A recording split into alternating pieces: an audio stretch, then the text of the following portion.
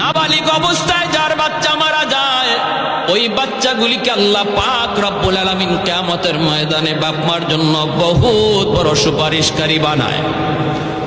বাচ্চাগুলি আল্লাহর কাছে ডাক দেয়া কয়, মালিক, ও মালিক, তুমি আমারে দুনিয়াতে পাঠাইছো, পাঠানোর সময় আমার মা কত কষ্ট করছেন, জান বের হয়ে যায় অবস্থা।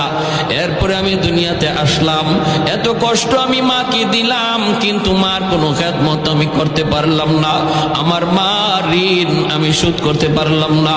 আল্লাহ, আজ যদি তুমি আমাকে জান্নাতে দিতে চাও, আমার মা বাবা সারা জান্নাতে যাইবো না, হয় আমারে বাপ মার সাথে জাহান্নামে দিয়ে দাও, হয় আমাকে আমার বাপ মার সাথে জাহান্নামে দিয়ে দাও।